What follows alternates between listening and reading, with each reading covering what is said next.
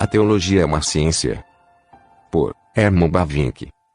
Contudo, numerosas objeções estão sendo levantadas contra essa definição de dogmática. Todas essas objeções afirmam que o objeto da dogmática não é o conhecimento de Deus, mas o conteúdo da fé, que a dogmática não é uma ciência e que ela nunca poderá ser um sistema. É particularmente o professor Julius Kaftan, de Berlim, que tem feito com que essas objeções venham à tona e em sua boca elas são mais pesadas porque, em sua interpretação da tarefa da dogmática, ele concorda, em grande medida, com a posição exposta acima. Kaftan reconhece que a dogmática pressupõe uma revelação divina e tende a aceitá-la como seu princípio e origem. Não há conhecimento religioso sem revelação, sem Deus. A revelação externa, e histórica, é o princípio epistemológico da fé cristã. Por essa razão ele não hesita, como dogmático, em assumir o ponto de vista da autoridade, pois, para ele, o princípio da autoridade é o princípio natural e necessário da dogmática. No pensamento de Kaftan, consequentemente, a dogmática não é apenas um relato de declarações piedosas da consciência, nem especulação sobre os dados da experiência religiosa, nem mesmo uma visão de mundo religiosa edificada somente sobre juízos de valor, mas é uma ciência normativa que, com base na autoridade da revelação, fala em tom absoluto e tem de estabelecer aquilo que deve ser crido.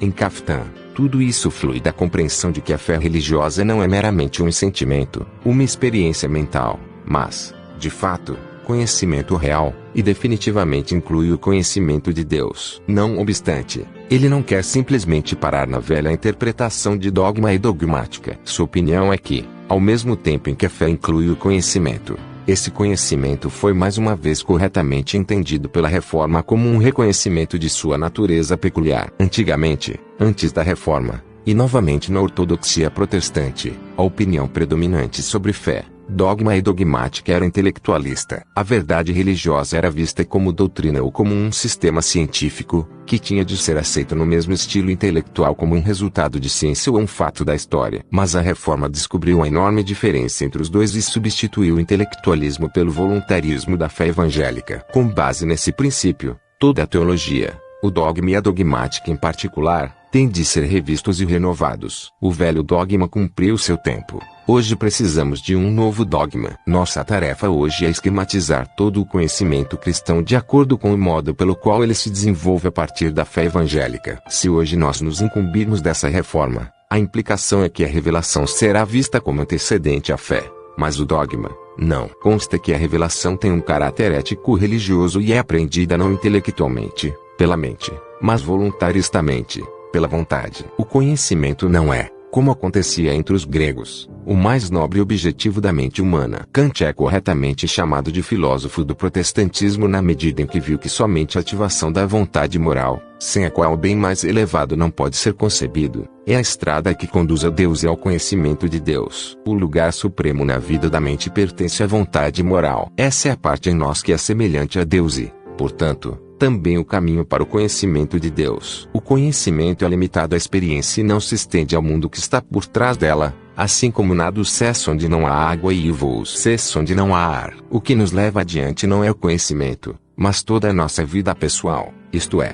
um juízo de valor, um juízo sobre a questão na qual o espírito humano pensa que deve se conhecer, acima de tudo, como espírito. A fé, então, é fundamentada na prática, e as atividades mais elevadas, a vida do espírito, assim como o conhecimento, repousam e estão arraigados na vontade. A segunda implicação da interpretação de Kaftan é que o dogma não é objeto, mas a expressão da fé e, portanto, em virtude de sua origem, necessariamente tem um caráter moral religioso, não um caráter intelectualista e científico. O dogma não deve ser aceito intelectualmente, como se fosse uma verdade científica ordinária, pois, nesse caso, a fé se tomaria uma mera adesão à verdade e a dogmática seria um tipo de metafísica. Pelo contrário, ao mesmo tempo em que a fé está arraigada em um relacionamento pessoal com Deus e tem sua revelação como seu objeto, o único objetivo da dogmática é fazer a mediação entre a fé e seu verdadeiro objeto, Deus em sua auto-revelação viva. A dogmática não desenvolve a doutrina que nós, então,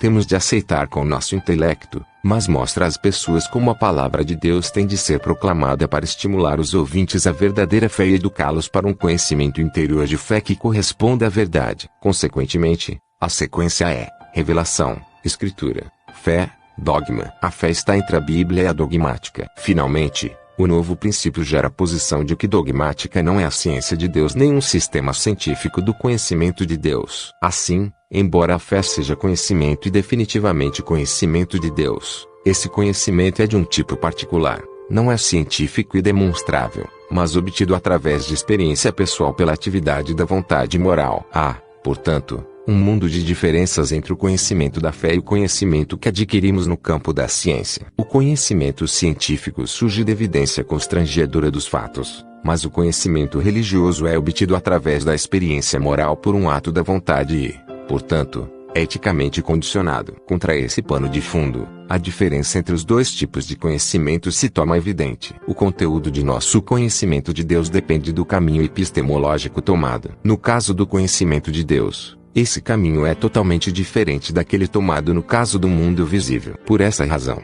não há ciência de Deus. Há fé em Deus e há fé conhecimento em Deus. Deus é objeto da fé, não objeto do conhecimento. Portanto, se a dogmática deseja ser uma ciência, ela deve desistir de desejar conhecer Deus e limitar-se ao desenvolvimento do conhecimento que vem da fé. Ela não deve tentar ser uma ciência de Deus, mas da fé em Deus, e deve sempre buscar o conhecimento de fé como tal. E em suas relações com a vida interior. De outra forma, a dogmática inevitavelmente recai na velha interpretação intelectualista de que sua tarefa é desenvolver um tipo de filosofia e uma visão de mundo abrangente. O conhecimento cristão de Deus e o conhecimento científico do mundo são duas coisas muito diferentes e devem, em favor do interesse de ambos, ser mantidos rigorosamente separados. O conhecimento de Deus deve continuar sendo o conhecimento da fé. Para nós, buscar algo diferente disso e desejar conhecer Deus da forma que conhecemos algum setor do mundo sobre o qual somos chamados a exercer o controle ou no qual nos integramos como membros em pé de igualdade, uma tentativa é obviamente impossível. E quando a dogmática desenvolve o conteúdo dessa fé-conhecimento, sua tarefa não é reconstruir em pensamento humano a unidade objetiva de toda a realidade, existente em e por si mesma, mas limitar-se a demonstrar o encadeamento lógico que surge da unidade da fé ou, como a fé se orienta para a revelação, da revelação. Como, em qualquer caso, a dogmática nunca entenderá o encadeamento lógico de Deus e do mundo, ela deve se limitar a esclarecer o encadeamento lógico subjetivo que, para nossa mente, existe entre os dois.